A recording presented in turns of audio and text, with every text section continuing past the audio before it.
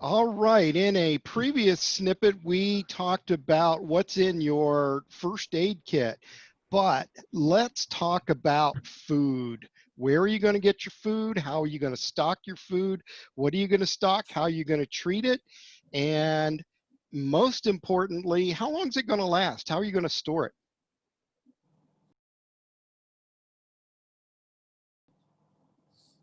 So I'm going to toss this one to Bridget.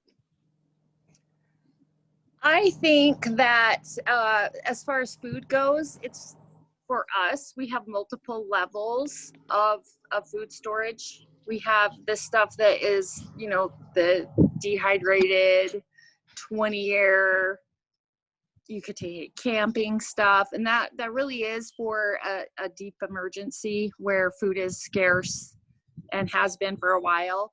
Then we have stuff that lasts for a really long time, more of a like a bean or a pasta or rice, things that don't go bad quickly. And we have the next layer is stuff that you would rotate through and be able to eat within 6 months. Like what would you have if you only had to do it for 6 months? Because that's a little bit easier for people to rotate through. And then we have kind of like comfort food. We have a level that we just kind of call our comfort food, where we have extra chocolate chips on hand. We have extra cake mixes on hand. We have the kinds of things that you would use that aren't really necessarily for nutrition, but maybe they feed your soul. And as far as food, I think that it's really easy to fall into the trap that you need to buy all of these like caloric essentials and only have the most calorie dense food and MREs, that kind of thing. But it's a little, I think it's wiser to think about it as, if we had to shelter in place, what would we want? And we've all kind of gone through that right now with the Rona. And I think we've all kind of experienced that you've got to have the stuff in your house that you're actually going to eat. Because particularly if you're feeding children or picky eaters, there's a lot of mental health that goes along with being able to eat the food that you're familiar with and eat the food that you actually like.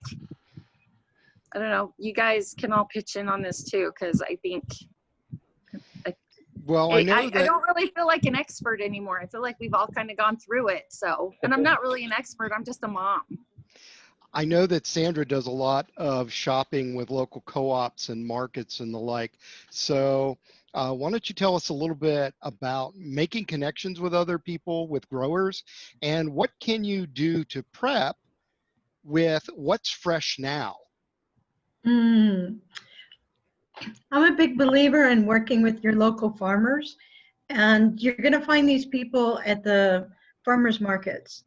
And it's not a bad idea to go to some of these and start collecting business cards and hold on to them, because if you need to get in touch with them, then I've had people give me their names because their parents have a ranch and they're selling grass-fed beef. There's ranchers locally in my area of Seguin and things like that are, one of them is doing Pecos cantaloupes, which you can't find a whole lot around here. Even check with your neighbors if they're doing gardens with zucchini and tomatoes and things. They're going to have a lot of excess stuff.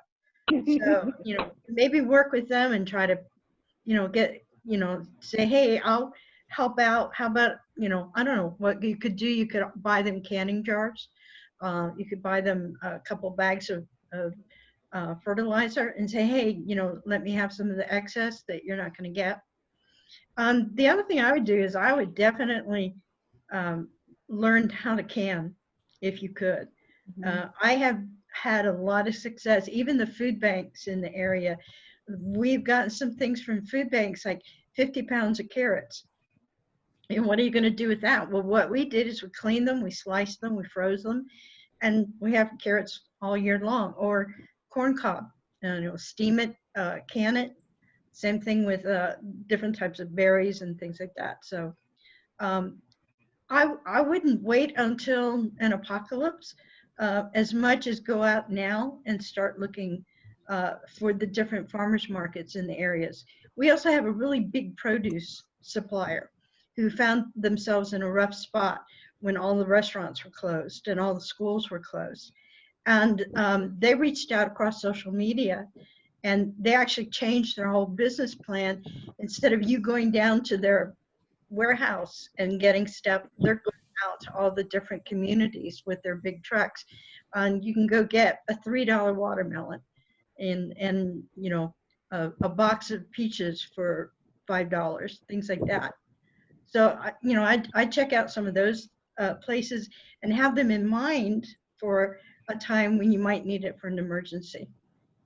You know, to go along with that, our local butcher, when places like the Tyson plant were closing down and a lot of producers were having to kill off their flocks and killing off their cattle herds, they actually went and they offered deals to, you know, like these really great deals on beef and really great deals on pork, so that they could help sustain the growers in the community by purchasing the animals and passing it on to the locals. And so what Sandra's saying is actually really, really great. And it's a great resource to look to your local producers.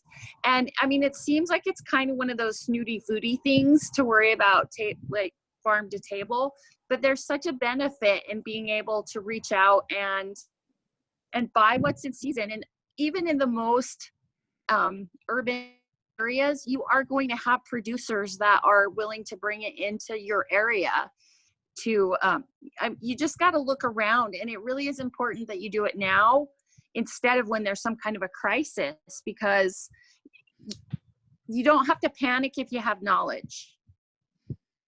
How about some regional differences? Is that what you were going to jump in on? Yes, I was going to say, I live in the middle of nowhere, and meat is not something we stockpile much, because I can go outside and spend a couple hours outside and get meat. It may be a squirrel, it may be a rabbit, but I can pack I can get meat pretty easily. Our problem, produce. You know, you're looking at, so a lot of what we have is we got a lot of canned stuff, a lot of your canned, either canned, or we've got a lot of dried vegetables, stuff like that. Your fruits and vegetables, your produce, your starches, your grains. Other things to be aware of. Just because you see all that corn growing in the side of your road, most of that is not really, you wouldn't really want to eat it. You can. It's not going to taste like your normal corn, but it is edible. So one thing, 90% of the corn grown in the U.S. is not grown for straight Consumer eating, consumption. Yeah. consumer consumption as corn on the cob. Yep. Okay, Penguin. so one thing, going back to touching about the different levels of food storage, I think one of the most important things is to try to have a stocked pantry. But besides regional differences, another thing to consider when stocking your pantry is seasonal differences. I always try to stock more soup in the winter because we regularly get below freezing. I'm going to school in North Carolina right now, but I'm from Los Angeles. So to me, freezing is, the coming sign of the apocalypse on its own.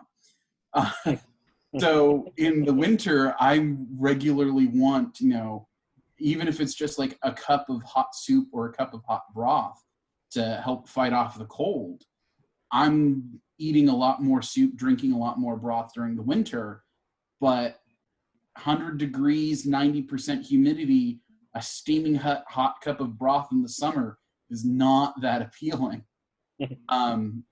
So when you're stocking, consider when you're stocking for, and also make sure that you have a variety of things, because food ennui is a very real concern. If you're, especially with rations, if you're trying to eat the same ration over and over and over and over, even if hypothetically it's what you love, you're eventually going to grow to hate it. Stocking food, it's not just MREs anymore. Can I just add in too that I think it's kind of important that you know how to cook at least one or two things. One of the things that disappeared off the shelves very, very first was soups, cans of soups. And I think part of that was, because it's spring and you think, why not? But if you know kind of some basic things that you can pull out of your back pocket, and because components are always going to store better and take up better real estate, like, than if you're buying individual cans of soup. For example, you can get a thing of bouillon that can make you 1.5 gallons of soup for about the same price as a really great can of soup.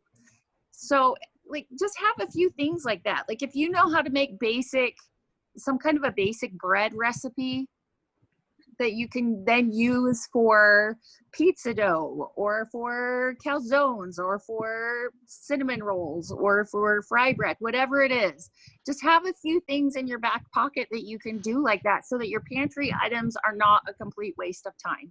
It was amusing to actually watch during the virus how many people suddenly decided to learn to bake bread, and the yeast disappeared from the shelves because people were not, the yeast packagers were not ready for it.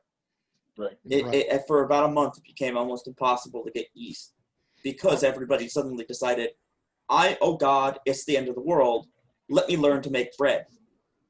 You can actually buy a pound of yeast and keep it in your freezer, and it will last for a fairly long time, and it doesn't take up very much space. I mean, you're really talking, I don't know, the size of a VHS cassette, if people even know what that is anymore. And it doesn't take up that much room, and yet it's just very valuable as far as utilizing what's in your pantry if you have to shelter in place. If you're willing to keep it up, a sourdough starter. Right. Okay. So we're going to close down this segment, and we'll be back with more apocalypse tips for survival for the Apocalypse Rising track at DragonCon 2020.